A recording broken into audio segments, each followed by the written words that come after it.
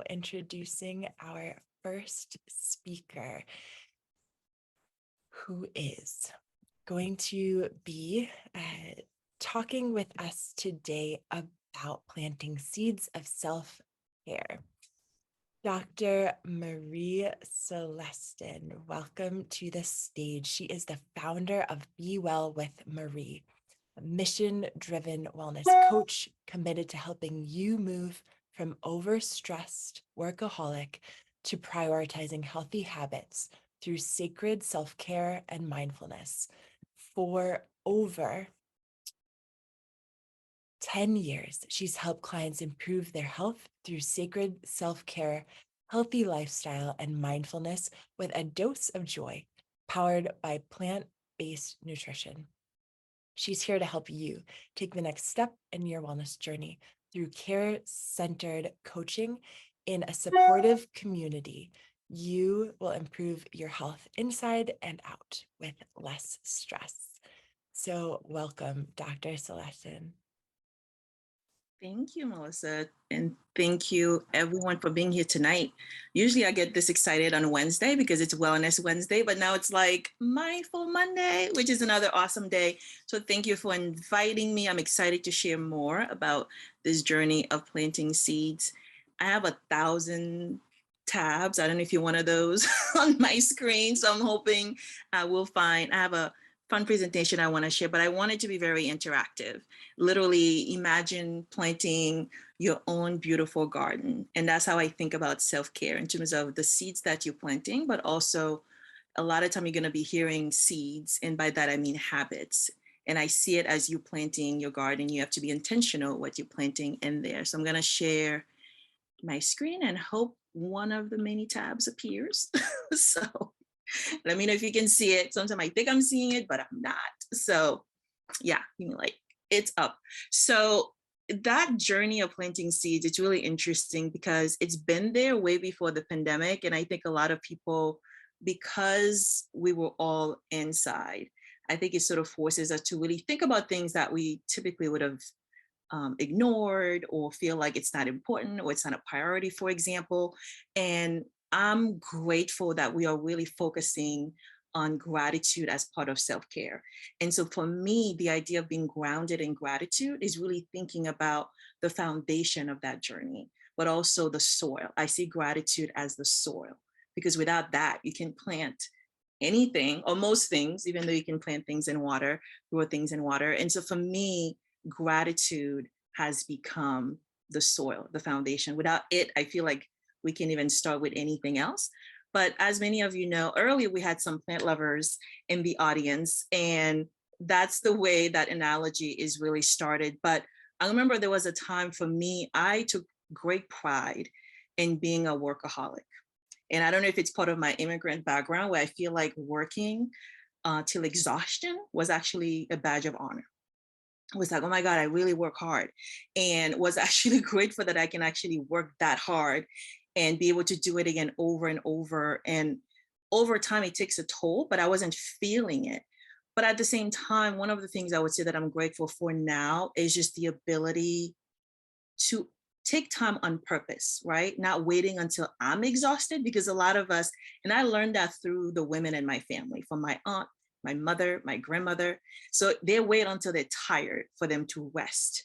And for me, that journey has taught me to reverse that. Like, I don't know how many of you do that, where you're like, I need to be really tired or something. I need to be in pain for me to say, I'm going to lay down or I'm going to sit down. And so that has really forced me to really think about self-care and health and being well as part of my legacy. You know, I'm grateful that I have strong women in my family who really put in that strong work ethics in me.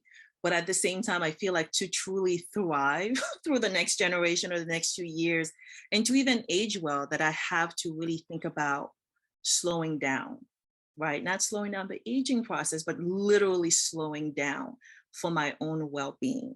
And so I think for me, during the pandemic, I think that's when the idea of planting seeds literally was happening, but also thinking about what kind of habit was I growing or cultivating during that time. And so one of the affirmation I wanted to share today is really reminding you, but also reminding myself many times that I am worthy of a joyful and healthy lifestyle. I don't know if you can see behind the plants, I have joy in my wall all the time. But it's not enough to see that I want to affirm, but I have to live it and be it. And I think for me, gratitude has allowed me to make room for joy. Because I feel like if I was really in a different space where I was complaining about what's wrong, what's not working, or waiting for the right time for me to be joyful or to be grateful, I would miss everything in the present. And so right now, it's really the ability to just slow down, but knowing that I'm worth that. And to really, focus on the I am, because a lot of time many of us, I know we are in caregiving work, we focus on others. Like, you can take the time and I'm going to make sure the kids are fine. But to me, ultimately, being reminded of that is knowing I too am worthy of being cared for, of a joyful and healthy lifestyle in order for me to do that for others. And so the ability to do that has allowed me to really practice it, but also show it for people. So I know we have a tendency to really focus on our professional, and Melissa shared like the whole bio and everything. But one of the things I try to do is really focus, as part of that self-care, is really focus on the side of me that remind me that I'm human, and not to define myself through the titles, the jobs, the degrees, and all those other things, but really reminding myself. So those examples, it's like, how would you describe yourself, right? So for me, it's always about that island girl, I was raised in Boston, but I have roots in Haiti. I love plants. You can see, literally, I'm living in a jungle. The garden is in the apartment. It's in here.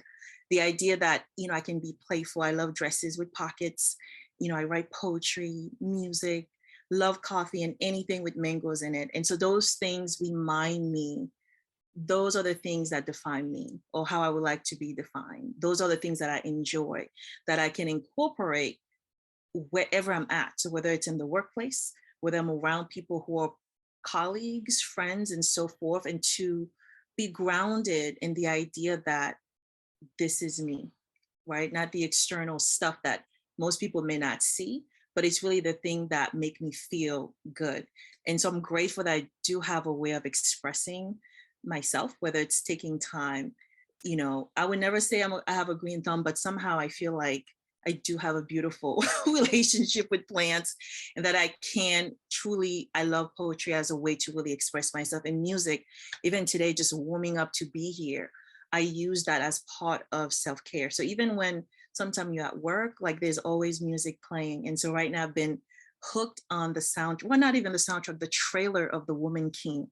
I just feel like that gives me so much energy, just watching all these women warriors. And so just that soundtrack of hearing those positive words and their strength sort of feed me literally through the screen. And so I tend to have those as tools, but also always throughout the day, just thinking of things that I'm grateful for as as I'm coming even here. It's almost like having a meditative prayer. Like, every moment I feel like there's one thing I can say that I'm grateful for. And it's beautiful to be able to go, I would say, on a rampage of things that I'm grateful for at any moment with no warning. So I mentioned early about making room.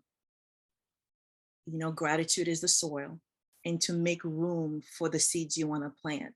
And before you can even do that, you have to start removing the weeds that will get in the way of you being grateful, of you sometimes forgetting, right? So sometimes we think it's the big things, like, for example, like a promotion at work, or like a big thing that happened in life. But sometimes it's the little thing where it's like, it's sunny today, right? Or the sun did come out, for example, or a new flower came out, or the fact that I'm able to take 10 minutes to just breathe and stretch. Because sometimes we think it has to be the big thing. So I want to ask you, I'm going to give you a list of like weeds quickly to say, like, what one weed do you think you would have to remove before you can truly be grounded in gratitude? So there are many. I was only able to fit those on a piece of one page.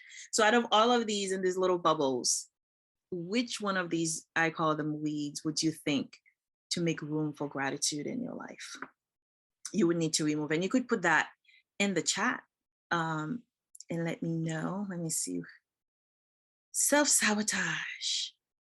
Oh, that's a big one. Ooh, 2 self-sabotage. Okay. There are so many. I'll share mine as we go through it. Anyone else? We can do one more. We have a double dose of self-sabotage. Make room for people pleaser. Yeah, that's a huge one. So for me, it's literally, I could take any one of those, but it's been a combo, like a strong combo of dimming my light and playing small. So those 2 things are really taking a lot of room. And so I had to remove those 2. Overthinking, I love that, Melissa. People pleaser and overthinking, yeah. That one is also one of mine.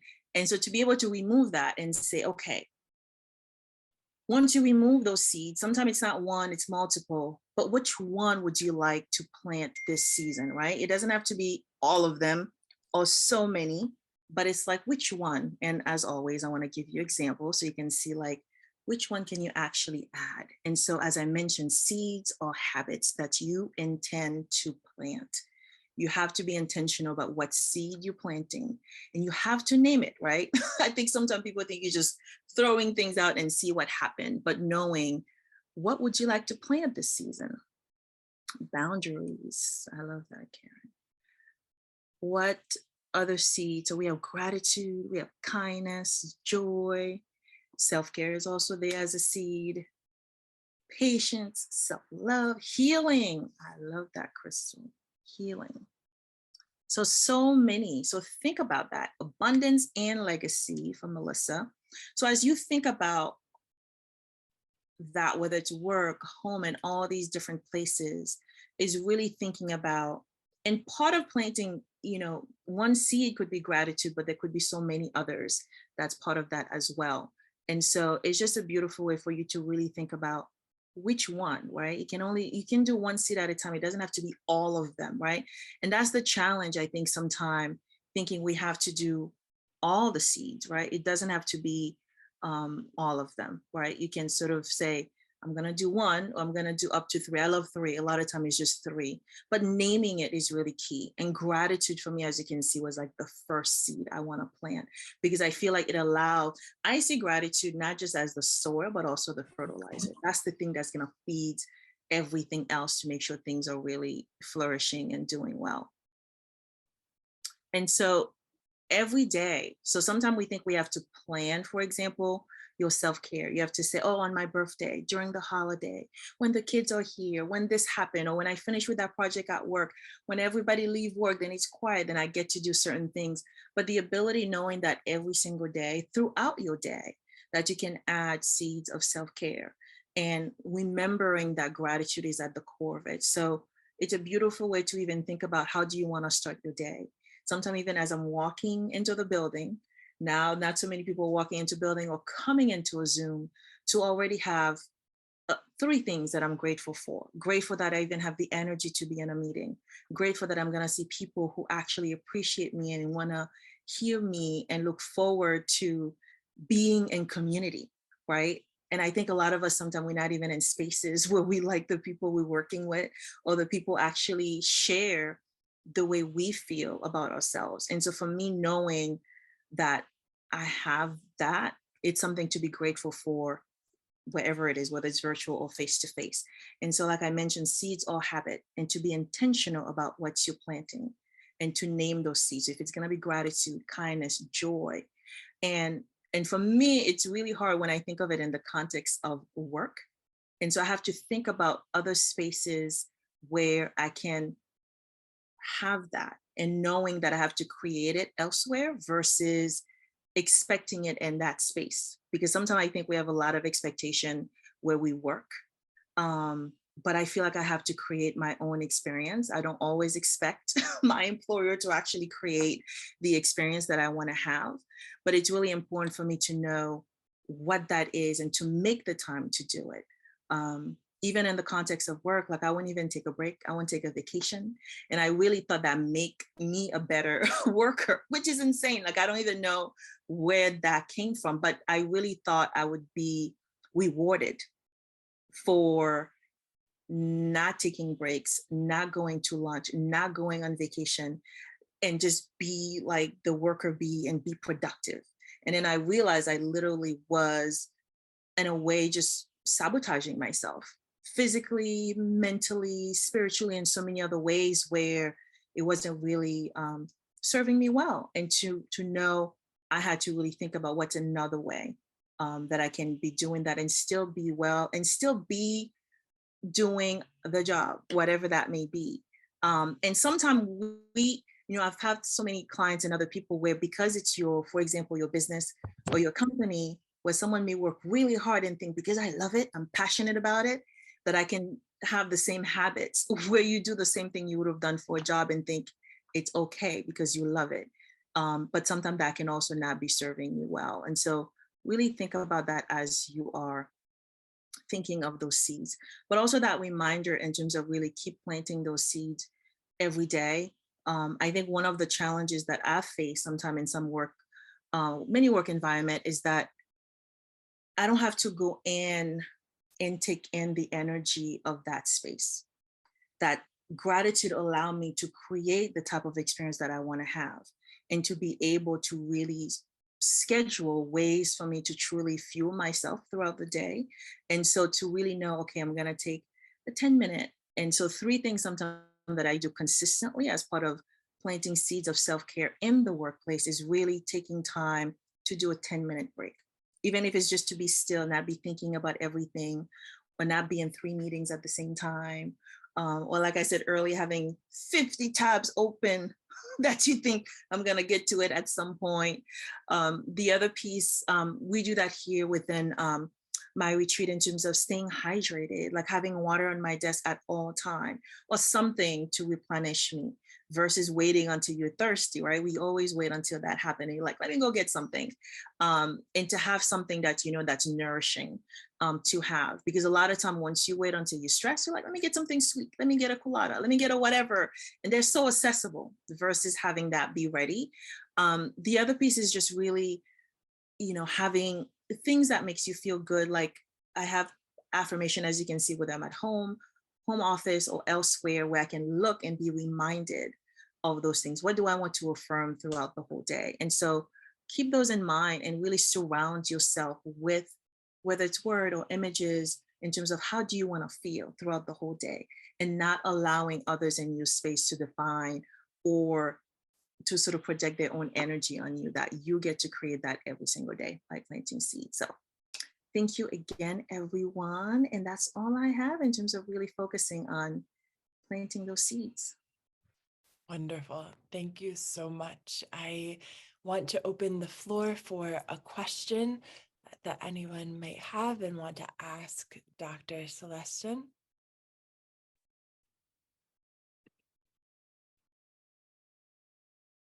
Okay, I see there's a question that says, when is a good time to prioritize you and your self-care?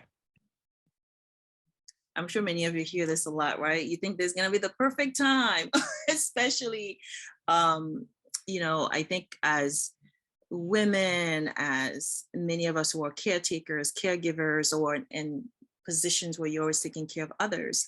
And so for me, even if it seems like the world is falling apart, I don't have enough time, now in this moment is always the right time to start. Because most of us are waiting for the right time when we have less on our plates, when the kids finish with whatever, when that person is done. And so waiting for that right time, or thinking there's going to be a right time, and only you can decide that. I always ask someone, I want you to show me a group of people sitting around saying, we plotting to see how can we make women's life better? What can we do? But it's really up to you. There's no one sitting around saying like, what can we do to make that better for you, or to give you more time, right? We're not going to get more time. And to me, there's no better time than now. And I think part of it for me is the fact that, I grew up with so many women that I thought I was going to have time with because they work so hard, and I see them as invincible and immortal. Can you imagine that? So superheroes. And then you realize, poof, just like that, within seconds or days or minutes, they're no longer here. And we thought we have time, right? So many of us sometimes will say, tomorrow is not promised. But how many of us say, on Monday, I'm going to start. Tomorrow, I'm going to start. Well, right now is all I really have, is all we really have, right? So even if it means that one thing as we're sitting here, and that's one of the recommendation I typically would offer when we think about the workplace. A lot of self-care practices, I would purposely do it during meetings or during gathering when everybody's there, instead of thinking, oh, we're going to make time after work, or we're going to make time during lunch. When we all sit together, that's the perfect time to do one practice of self-care together as a community, and to make that part of the culture of a workplace, whether it's at home, virtually, or face-to-face, to say, we're here now. Let's do something together now for 10 minutes. Like, we're worthy of spending 10 minutes just simply to ground ourselves, whether it's gratitude or another form of self-care, or just be still. That's the message. Yeah. Thank you so much, Dr. Celestin. And we will see you during the networking session from 8 until 9, and folks can ask you questions about how to bring you in, and as well as any of our speakers today for your organization or company, how you can bring in our wellness thought leaders to connect. So with that, I will move to handing the mic to Iralma Pozo, who is going to present today Be Well as You Excel. I will share her a little bit about her for those who don't already know. And here we go. So Iralma Pozo helps organizations and individuals curate financial wellness and free up time and resources so you can focus on what matters most. She is known as the Duchess of Accounting, has authored a book, and I introduce to you now Iralma Pozo, Be Well as You Excel. Thank you. 1 second to get the slides up. Great. So I know that you're wondering why a CPA wants you to feel gratitude towards finances. We always hear that money is not everything, but being able to have freedom of time and being able to provide for yourself and your family the things that you envision is very important. Being able to take those steps to make yourself free in your mind, right? To enjoy yourself is very important as you're growing up in a business, in a career, or in life in general.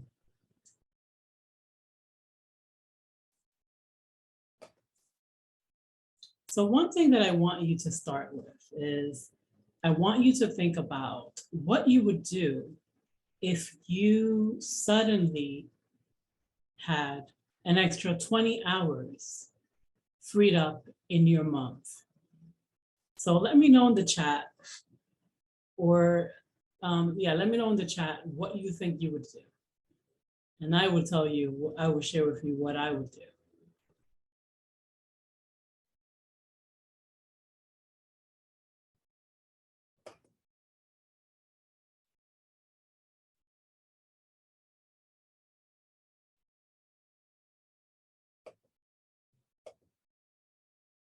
Oh, sleep, travel and write. Work more? There's no reason to be embarrassed about working. Rest, write and sit and go to nice meals and events, great.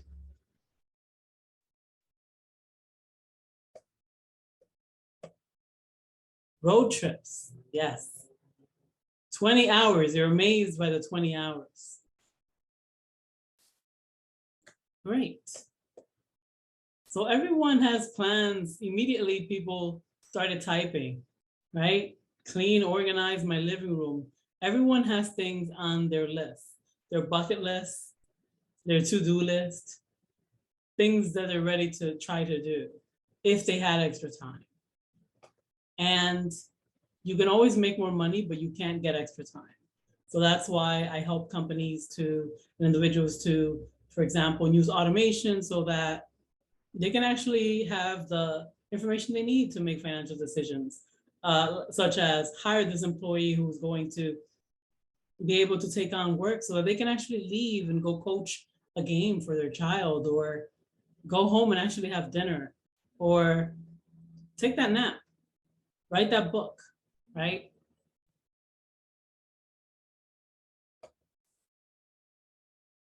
So this is an affirmation that I shared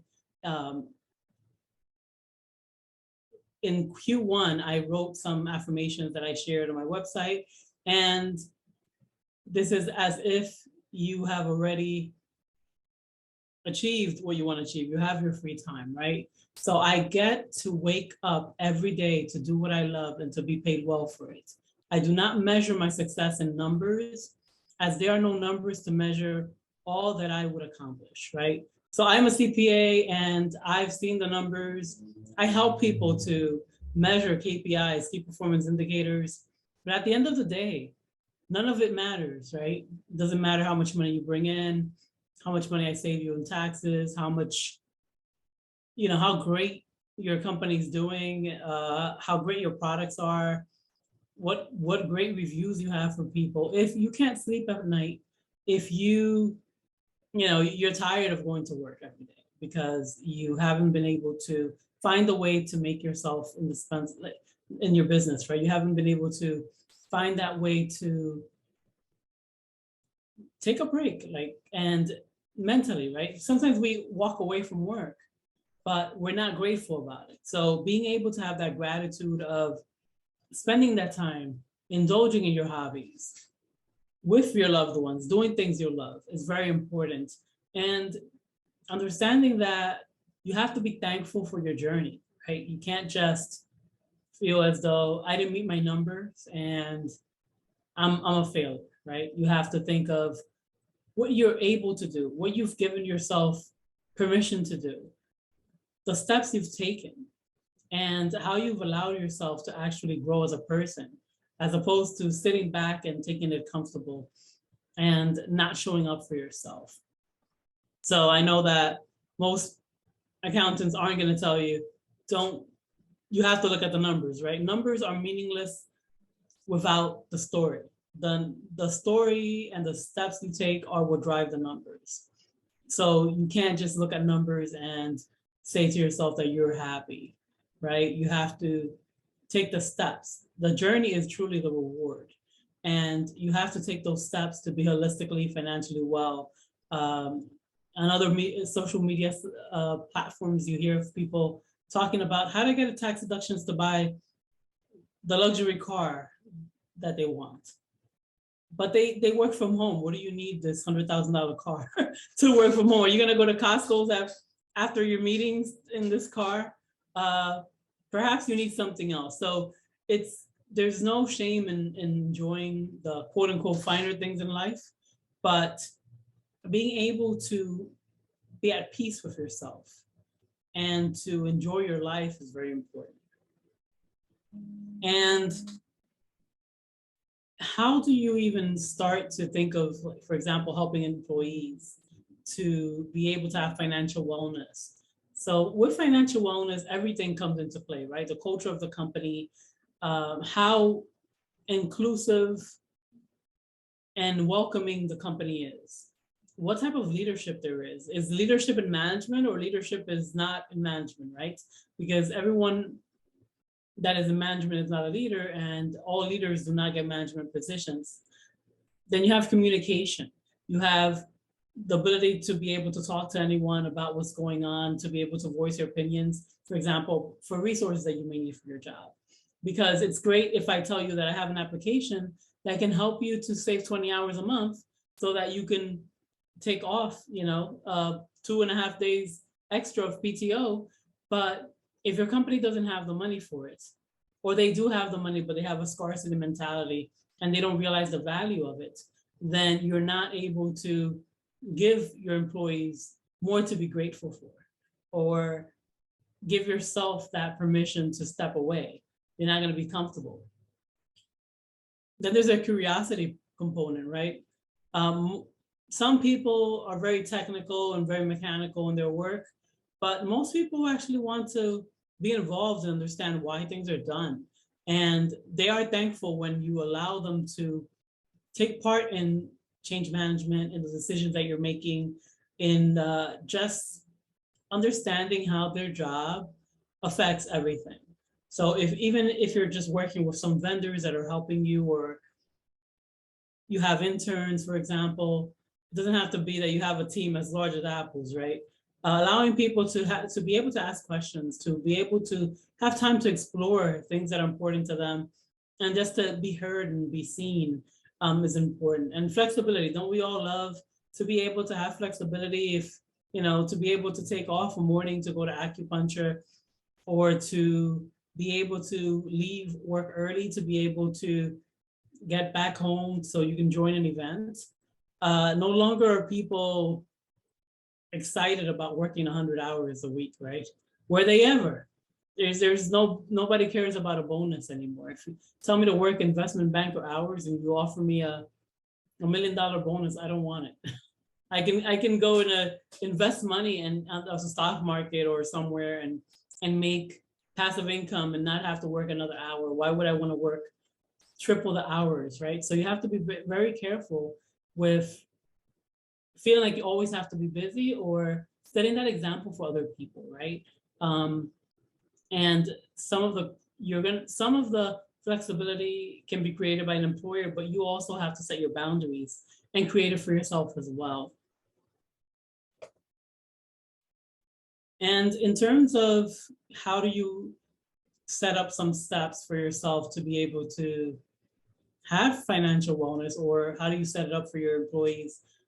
There are a gazillion assessments out there. I know some of you are more well-versed on which assessments are best to do for people, but you can't shy away from quote unquote proven strategies, right?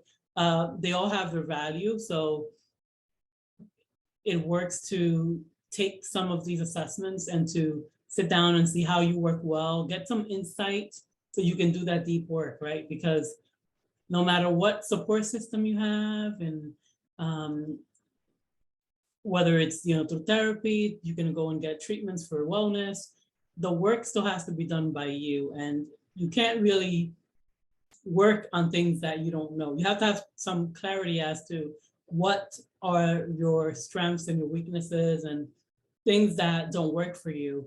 And obviously, there are things in every job that if you love your job, you're still going to have to do. For example, if you're running an online store and you haven't outsourced the shipment of your merchandise to someone, you're still going to have to sit at home and print labels and send things out.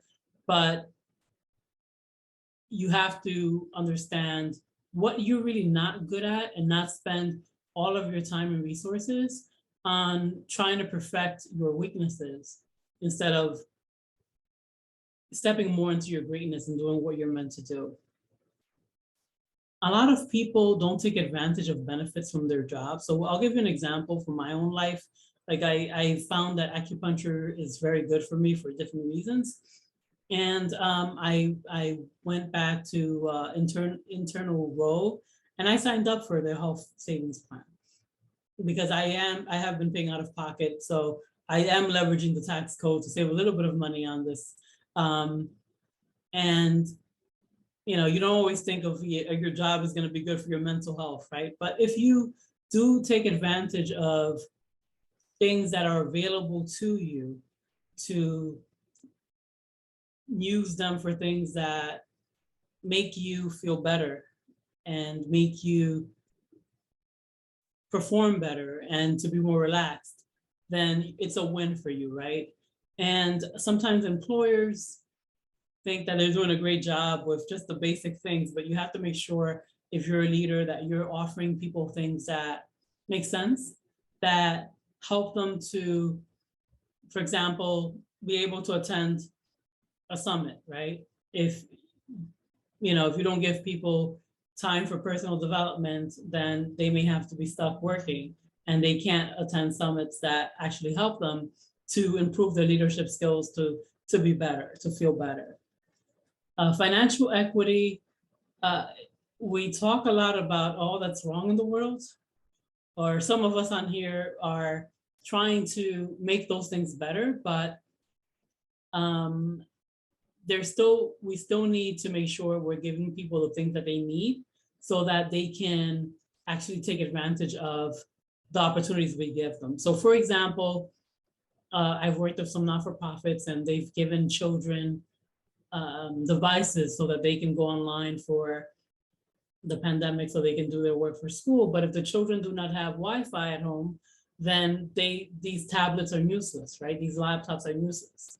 So the same things happens with employees. We do not know employees' personal circumstances, and perhaps sometimes we offer people opportunities, let's say, to go to conferences and things of that nature. They may not have childcare, they may not have ability to fly for different reasons.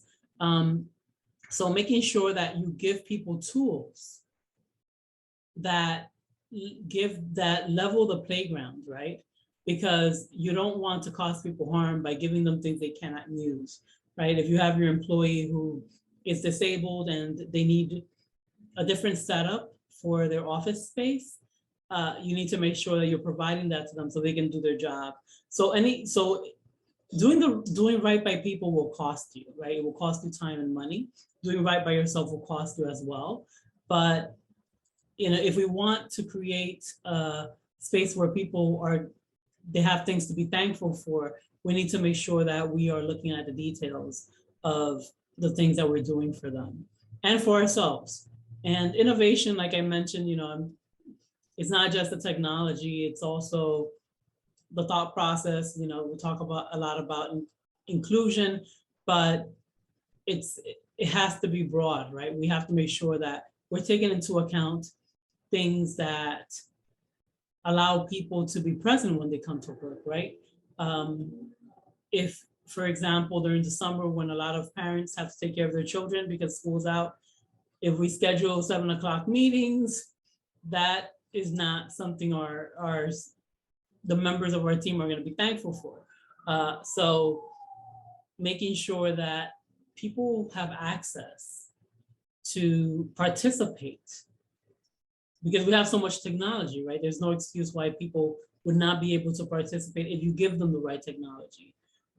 And the autonomy, the freedom of being able to set your own hours and to complete certain things at your own pace is very important these days. So making sure that as you're setting up systems for your business, for your department, for the people that work for you and with you, that they can carve out their own time to do things. Obviously, you wouldn't want people to work at 2 o'clock in the morning, but what if something is going on in their life and that's when they can work? They should be able to do that within reason, right? If someone is offering services within a hospital, they need to be there when everyone else is there, right, to perform a surgery. But most of us are not providing those type of services. So these are some, I quoted myself. So this is in academia, this is probably a problem. You can't quote yourself, but you do have to quote yourself. So in the resource guide, I shared how you have to be really realistic with the goals that you're setting. So instead of setting financial goals you never accomplish, set a vision that you continuously monitor, build habits, confidence, and tools to manifest, right? When I work with clients, I always ask them, like, where do you want to go?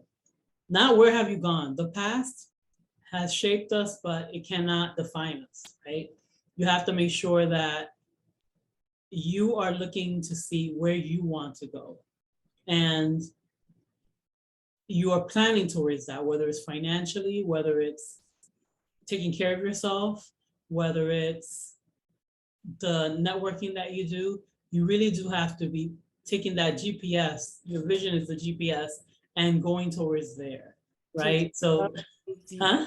To be well as you excel, most Yes. definitely. And I love your final quote here: the people want to work in peace, not in pieces. Yes. That's a profound statement. And with that, I want to make sure if anyone does have a question for you that they're able to ask you in the chat. However, we are going to move to Dr. Charmaine Jackman's presentation next. And thank you so much, Iralma, Thank you. for yours. All right, so Dr. Jackman, hello, hello. Dr. Charmaine Jackman is a Harvard-trained licensed psychologist with 25 plus years in the mental health field.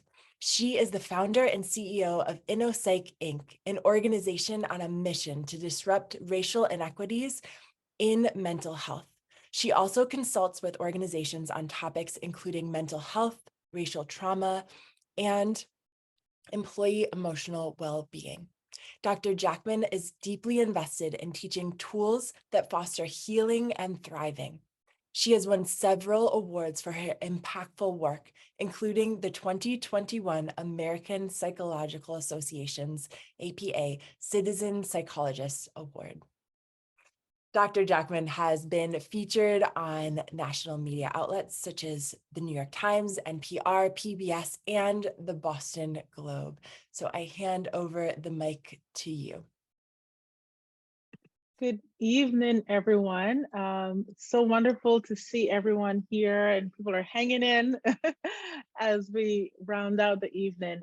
But thank you, Melissa, for being here. And it's just been wonderful to hear the other speakers on this panel, but on the other panels. So I'm feeling lots of connections. And so I hope for people they're seeing just a really powerful through line. And I just applaud you again just for the thoughtfulness in creating the programming and the speakers tonight. So I'm learning a lot. I hope everyone's learning a lot as well. So I will jump right into it. So I'm going to be talking about healing from racial stress. As Melissa mentioned, I am the founder of a company called InnoPsych, and our goal is really about increasing access to mental health resources. And one of the ways that we found it helpful is to really think about how can we partner with organizations to really ensure that they're creating healthy workplaces that foster thriving. So I will share a little bit about kind of my journey into this topic and why I think it's important for leaders to focus on, but also employees to think about for themselves. So I would say I have my own personal story with racial trauma and racial stress. And I'm curious if there are other people who've experienced, I'll ask in a few minutes, but what have you experienced in the workplace? We know that workplaces can be toxic. They can be places where some people thrive and some don't.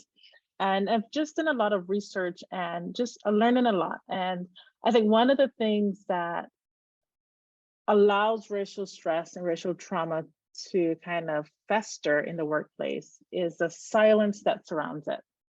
And the shame that people who often experience it, who are targets, hold about their experiences, because many organizations don't have a place where you can speak about this openly or get resources. And so I think there's a lot of implicit messages and sometimes very explicit messages about being silent. And I think so last year I left a job that I had been in for about 17 years. Part of it was wanting to just really go out and do my own thing. But I also became more aware of the toll that the job was taking on my emotional and mental well-being. Early on, there were definitely aspects being a Black woman in a workplace where my leadership was undermined. And I didn't feel a lot of support from my leader. I didn't have the words for it. And, I'm a psychologist, you would think I would have that. And so I didn't have a lot of words for it. But once I found the words, once I realized what was happening, I couldn't stay there anymore. I knew I couldn't stay there anymore. And so I really started to make my path out of that organization.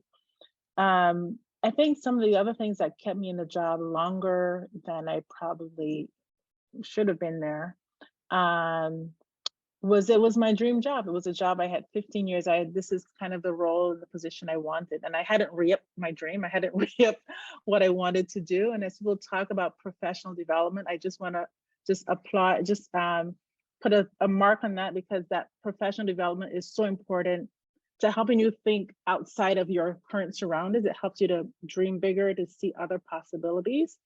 And it's when I started to do more leadership training and participate in more programming and get coaching that I saw that there was much more that I could offer to the world. And I know I'm going to take a little twist on the gratitude, but I come from the Caribbean, and I know there's another sister here from the Caribbean. But we're talking about gratitude today, and I want to talk about the flip side of gratitude that can often be a hindrance for folks. Because I had messages of like, and I don't think they were explicit, but as I've done my work, I'm like, oh, you should be grateful that you have a job. You should be grateful that you have a paycheck. You should be grateful that you have a house and a family, right?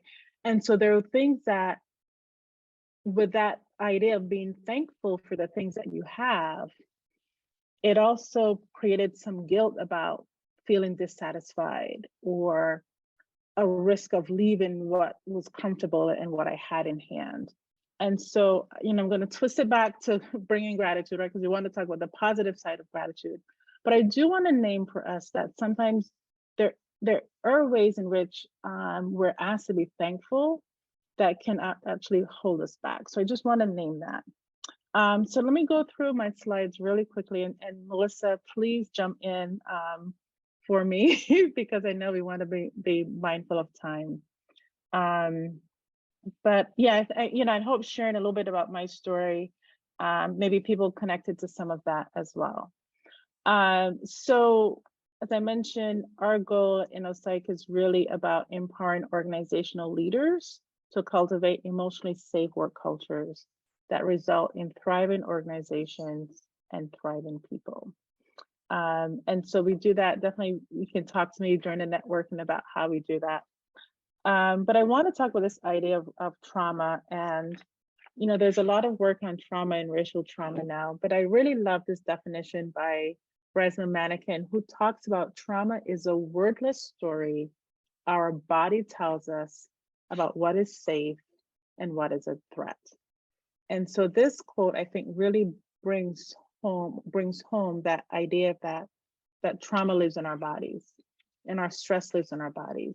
And if we're not aware of what is happening in our bodies, we can kind of move through our life, we can move through our day without being aware of what the emotional toll, some of the experiences that we are having are taking on our bodies.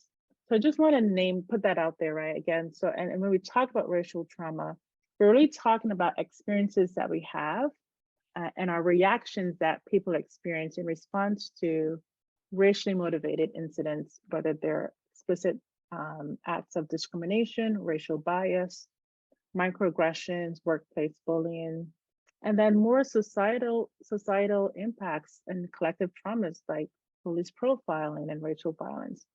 So I think it's really hard to separate kind of what happens in the general society and what happens in our workplace.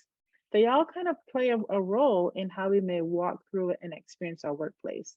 And if we have a workplace that's really not mindful or cognizant of some of the societal impacts of racism, then that can make it to be even harder to operate even more in that work setting.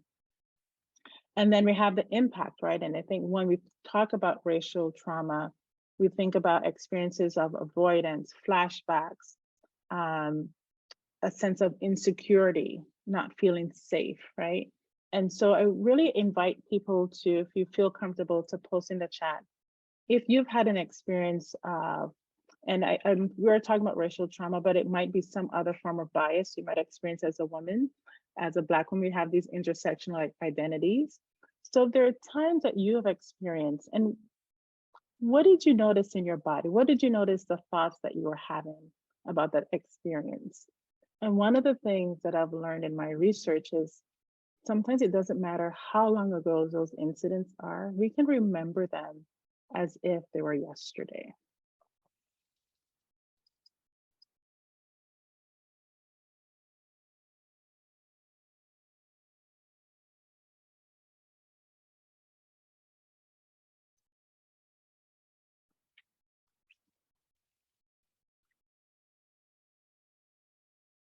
Hmm.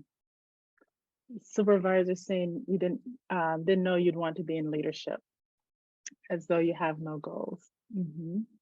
Noticing feeling tense and sick, um, physically wrong, right? So sometimes lots of headaches, right? We often talk about sometimes those Sunday night, the night before you have to go to work, right? After a week of being away, feeling that stress, maybe some GI issues that come up. So again, paying attention to what's happening in our bodies. And I want to say, I know we're actually giving away, my colleague and I, Christine Joseph, we've actually created a racial healing from racial stress workshop series that I'll share a little bit more about. And that's one of the giveaways that we have for today. But what we're finding is that racism, discrimination in the workplace impacts, I would say over 50% of people of color report experiencing some form of stress in the workplace that's due to discrimination. And a lot of leaders don't know how big a problem they have because people don't talk about it, right? It doesn't feel safe to bring up your experiences of microaggressions or bias in the workplace if you don't feel that anything's going to change, or if you're told like, oh, you're being sensitive, or what other ways that your experience might be minimized. And so a lot of people don't talk about it. They don't bring it up. They may talk about it with family outside of the workplace, but they don't feel work is a place where they can share these experiences. And so one of the things that we don't have a lot of time, so I don't want to bring up for people a traumatic experience and not have time to unpack it. But these are some questions, and I'm happy to leave these questions with you. One of the things that the framework that we're using to think about healing from racial trauma is this 3-part: reflect, release, and reclaim. And so the idea of that reflecting is, thinking about the experiences that you had. What happened? How did you feel in your body, right? We talked about that. What did you do? Sometimes we're in situations where we're so triggered, we're so caught off guard, we freeze. We don't know how to respond. Sometimes we may respond with anger and aggression because this is the 5th time or the 10th time this person has done this microaggression and we haven't responded in a way that felt authentic. How did the workplace respond? Right, so thinking about things that you've experienced in the workplace and making space to reflect on that. Because in order to release it, you have to kind of name it. And so I am big about naming the things, as ugly as they can be. It's so important to give name to it, because that is one way of breaking the silence, right? If we don't talk about it, if we don't name it, it kind of becomes its own monster. It becomes much bigger than it actually is. And so it's really important to name our experiences. And so reflection, the act of reflection is really an exercise in naming that. And I think through the naming is like, we are given awareness, we're becoming aware of what our experiences are. And I think, again, that's really important because part of our silence is sometimes a way to push down and for our own way to minimize the experience, right? We minimize just as much as other people do.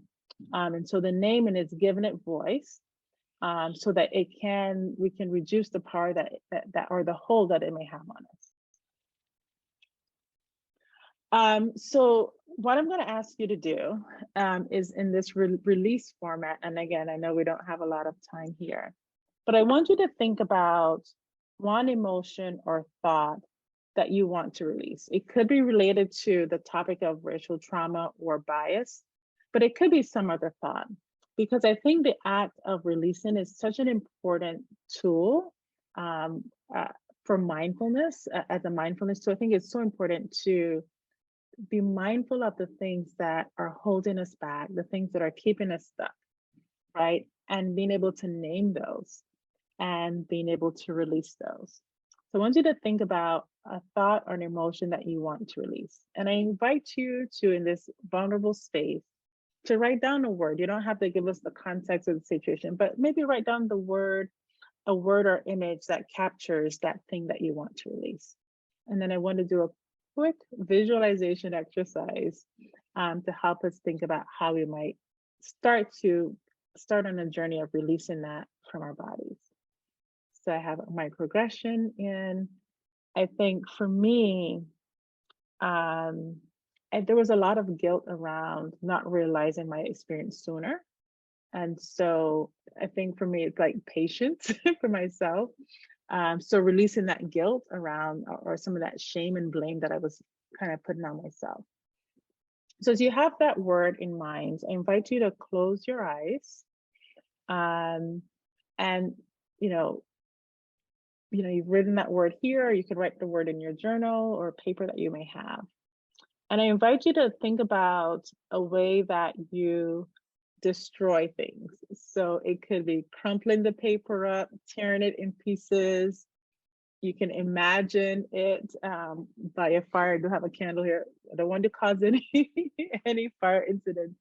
But imagine a way that you want to destroy that piece of paper. And now I invite you to just close your eyes. Take a deep breath in, paper shredder, yes. Take a few deep breaths in and just imagine that paper being released in some way. For some people, it might be, for me, I love water. So I might imagine putting the pieces of paper in the ocean and just watching them bob away and slowly melt and dissolve into the water. Some people might imagine it in a balloon and floating away in the air. For others, they might imagine it, throwing it in a fireplace and watching it slowly crumble into ashes. Whatever that way of releasing those words and those hurts help you, just allowing that in this space to release those and release the power and the impact that they have on you.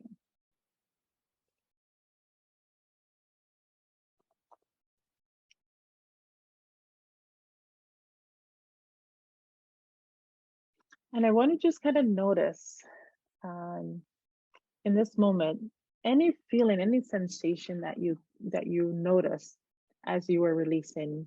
Maybe you notice a sense of release, maybe a sense of lightness. Just paying attention to what that feels like to name and to then release the item or the word or the thought. And then the last piece I really want to highlight is this idea of reclaiming. And so it's about reclaiming our identity, reclaiming our power, reclaiming us. And I think for me, when I left my job, I really needed to engage in activities that would really help me remember who I am. And I had the opportunity to participate in these emotional emancipation circles that are put on by an organization called the Community Healing Network. And I didn't know it at the time, but it was such a powerful thing for me in that moment to go through that experience, because it allowed me to remember my knowledge and my power and my gifts and the things that I bring to the world. It also reminded me of the things that I need for self-care, right? Taking time, not overworking, reducing my stress. And so in this last minute that I have, I invite you to choose one of these prompts: I deserve or I am worthy of. And I invite you to write it in the chat, but don't hit send yet. So think about I deserve or I am worthy of. And as you write it in the chat, we're all going to hit send at the same time and see what a beautiful poetry that can create. So let me know when you're ready. And I'm going to write my word.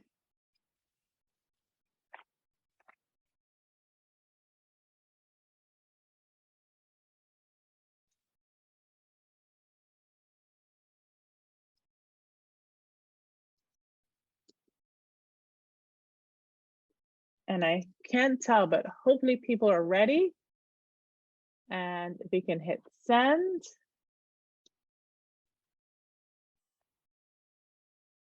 Awesome. And so I'll quickly read it back. I deserve peace and respect. I deserve rest and peace of mind. I am worthy of leadership. I'm worthy of love, freedom. I'm worthy of joy and peace of mind. I deserve joy. I am worthy of peace. Oh, that's beautiful. Love it. Love it. So I just one quick Actually, we're right here at the end. Thank you so much. And I hope that you've gained something from this. I know it's really quick, but again, we have 3 session workshop that we have 3 cohorts starting in one in September, one in October, and one in November. So I invite you if this is something you're interested in or someone in your network. And one of the giveaways is a ticket to the Free My Mind, Healing from Racial Stress in the Workplace.